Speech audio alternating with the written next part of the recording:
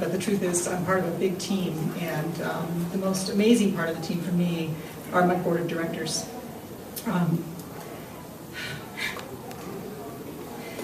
They're just a tremendous group of people, and they've stuck with me for 5 years, which is a phenomenal thing. All through this construction, I've had the same group of people, meeting after meeting, hour after hour, road trip after road trip, to get through all of this. And I'd like to recognize them.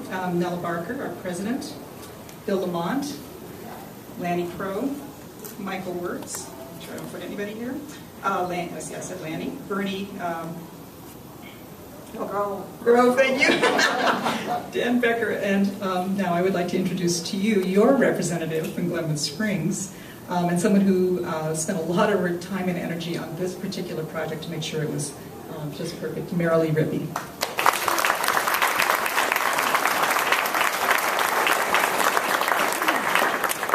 Thank you. Since we're inside, I can talk a little bit longer. If we were outside in the rain, I'd say, thank you, let's eat, and go inside. And being near the end, a lot of people have taken some cross things off my list. Of course, thanks to the county.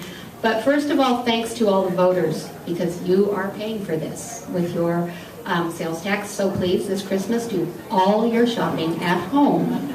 Because for one, they can return it really easily. They don't have to worry about how to send it back and online and the postage and that. And for all the businesses who pay the lion's share of it, thank you, and we will do our best to help you stay in business. Going way back, thanks to all those people who worked on our drive to pass our bond. Politicians like to talk about mandates. The election, the ballot issue to establish the district passed in every precinct in the county, and it's unprecedented, in a day when tax measures weren't being passed. So thanks to the voters, and thanks to all the people that worked those phone banks and worked their call list way back in 2006. A little bit more about our board. It is remarkable that we stayed together, and that we had dinner together last night. And it's not just how we stayed together, but how hard and how much we enjoyed each other's company. And I think it's a perfect storm of people who came involved. Bernie Grove is our parachute representative. She has a history as a superintendent of schools somewhere, and she has huge HR background and big building projects. Moving up, we have Nella Barker, who comes with, she's a realtor, owns her own company, and all the four where we built new libraries were very complicated real estate deals. None more complicated than Glenwood's, of course. Moving up valley is Dan Becker, and he's a contractor who works in the green industry especially, and he, in our facilities, worked hard with each of our plans with Amelia to find things where we could do things better, words that I didn't know about, flashings, and we should do this and we should do that. And Michael Wirtz, our Newcastle representative, is a brilliant HR. He's actually a PhD. We never call him Dr. Wirtz, but I kind of want to in here. He's a brilliant man and always brought insight that was beyond the capacity of the rest of us. Up Valley, Lanny Crow is our budget guru. He has a history in very large industrial budgets globally. And we couldn't have done that without him. And then Bill Lamont is our at-large member, and he was the director of the facilities committee and worked on the plans and budgets and hiring and firing, or hiring of contractors and architects on each of the 6 libraries. So I'm going to talk about above and beyond. And his history is he comes from the redevelopment of Lodo and Boulder, the Pearl Street Mall, as a land planner. He has worked that in and out, and we could not have done any of it without Bill. So, and then I'm Glenwood's representative. I think I was the troublemaker, Amelia. What did you call me? A fiscal pit bull. So, me and Lanny work together really well, and that's because I am trying to keep. For those of you that are paying for it, you deserve for us to have a very sharp pencil. And this, from the very beginning, has been a library of and. We knew that we would have to work with the city to get it sited downtown. That became apparent, and they brought the DDA along. And that was a really interesting pull and tug, and I would have to say one of the councilmen called it dynamic tension, and that was a good way to talk about it. And it netted great results. And then we found Dennis Humphreys, and it became into the final part of the plans, a list of ands. And there will be lintels, and there will be sills, and there will be square corners. So then we have, we talked about that. And then we were off and running. And then we peeled the onion of CMC administration.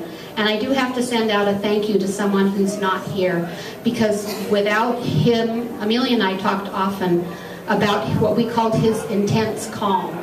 He came to, before he was a college administrator, he was a Presbyterian minister. So he brought this sort of unearthly calm with him, Dr. Stan Jensen. And he was the one that pulled the trigger on CMC buying the 802 Grande building. And then it just snowballed from there. And we got Dennis and the team. And when we were hiring, we interviewed and went through a huge process of decision matrices. And when we hired FCI, and you always have the questions that are formatted and that they answer, and they are all very good and very well answered when they have the time, but we always ask the question off the cuff. And we asked the FCI guys and all of the people that made the final, what was the biggest mistake or the biggest problem that happened in a construction project? And how did they deal with it? And one of the firms just acted like nothing had ever gone wrong on any of their projects. They couldn't imagine what we were talking about. And Brad Alexander, who a lot of you downtown people have got to meet because he's been awesome down here, and Stan Kaiser, our manager, put their heads together and they went, well, what about this? What about that? What about this? And Stan told us about a time at, I think it was the parking garage or somewhere at St. Mary's Hospital remodel, where not of their doing, but a water line ruptured.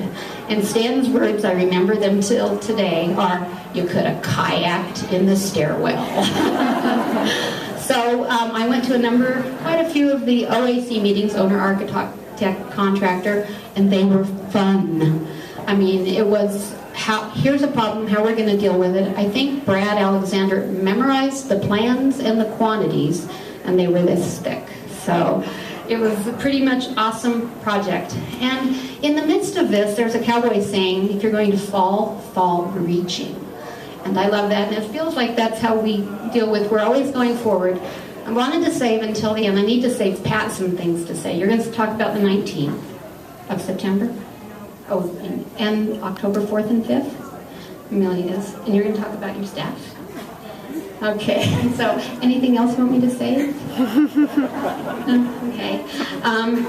The future of library, all of this was in amongst people going, libraries are dead. Nationwide, in some place in Texas, they went to a virtual-only library. There are no books. And we just went, no, because the future is about and. Yes, we have magazines, we have books, we have videos, we have downloads, we have Zinio, and when we get Star Wars holograms, you know, during the first one they bring that thing up, and the thing, we will have that, and we will have it first at the library. So it is a world of ands, and we have our own.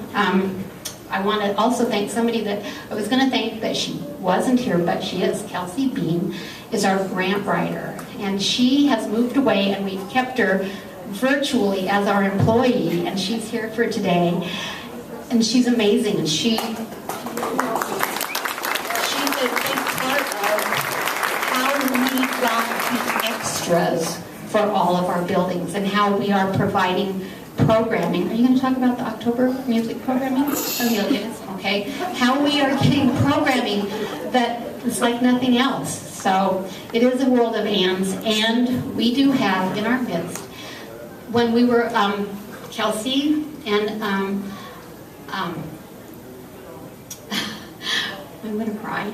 We, and Nella and I have been working for months on the application for Amelia to be the Colorado Librarian of the Year, and we got letters of recommendation from many of you, and she's a big and. She's our Jean-Luc Picard combination,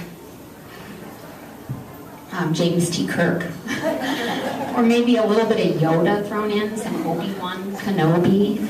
So, and the Librarian of the Year could not be about buildings. It had to be about things going on in the library.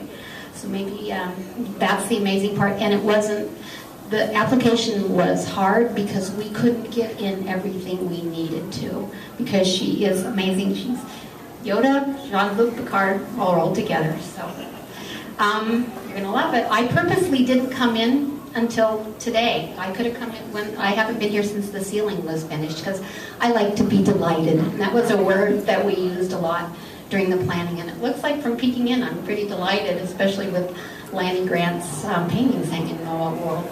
World-class art, we'll have it here.